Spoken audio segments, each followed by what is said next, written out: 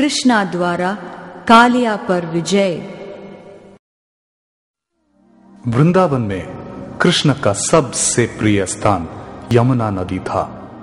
एक बार यह नदी अति विशालकाय, बहुमुखी और विषैले सांप कालिया के कारण दूषित हो गया था, जिसने उसी नदी में से होकर निकलने वाले एक छोटे से तालाब में अपना निवास स्थान बना लिया था। यह सब कालिया के भगवान विष्णु के वाहन गरुड़ के साथ भीषण युद्ध में पराजित होने के बाद हुआ।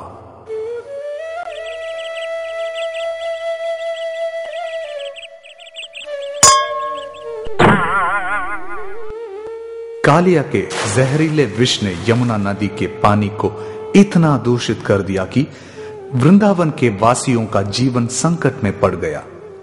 कालिया जिस तालाब में वास करता था, उसमें से विषैला धुआं निकलने लगा, जिसके कारण उड़ते हुए पक्षियों की उस तालाब में ही गिरकर मृत्यु हो जाती थी।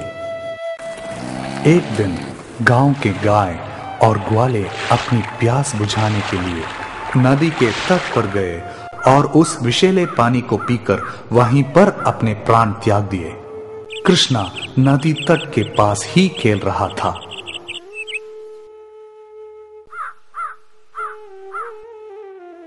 कृष्णा, हम बर्बाद हो गए। हमारी गाय और ग्वाले नदी तट पर मृत पड़े हैं। कृपया आकर देखिए। चिंता मत करो, मैं आ रहा हूं।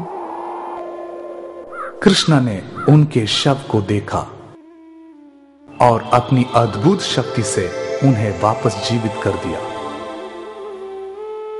वह फिर यमुना नदी की जांच पड़ताल करने लगा।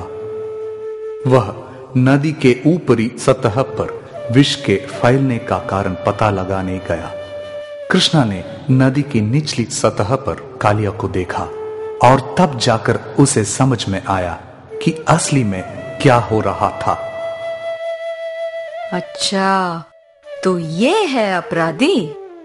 कृष्णा पास ही के एक कदम के पेड़ पर चढ़कर उसकी एक टहनी में से लटककर पानी में कूदा। उसके नदी में कूदने से उत्पन्न हुई ध्वनि को सुनकर कालिया चौकन्ना हो गया और वह तालाब की गहराइयों से बाहर निकला और अपने अति तीक्ष्ण विषदंत से कृष्णा को डसा। कालिया पानी में से बाहर निकला और कृष्ण को अपने अंदर लपेटकर उसे आगे और पीछे की तरफ उछालने लगा। लेकिन कृष्ण के चेहरे पर एक हल्की सी मुस्कान थी, जैसे कि कुछ हुआ ही नहीं हो। नदी तट पर खड़े सभी लोग इस घटना को देखकर स्तब्ध रह गए। वे डर गए थे और कृष्णा के जीवन के लिए प्रार्थना करने लगे। इसी बीच बलराम वहां आ पहुंचा और उसने वहां खड़े लोगों को यह कहकर शांत कराया कि कृष्ण को उससे कोई खतरा नहीं है। कालिया कृष्ण को यमुना नदी की गहराइयों में ले गया और वे वहां लगभग 3.25 घंटे रहे। अंततः कृष्ण ने बदला लेने के लिए अपने शरीर का आकार इस तरह फैलाया कि कालिया को उसे अपनी पकड़ से मुक्त करना पड़ा। कालिया क्रोधित हुआ और उसने तुरंत अपना एक सर कृष्ण पर प्रहार करने के लिए उठाया।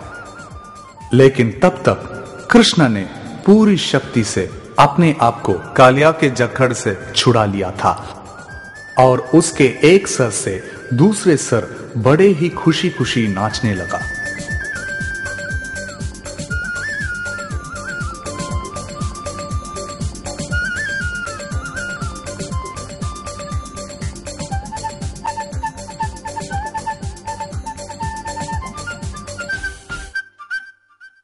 स्वर्ग के संगीतज्ञ और नर्तक सभी वाद्य यंत्र के साथ कृष्ण के गुण गाने लगे।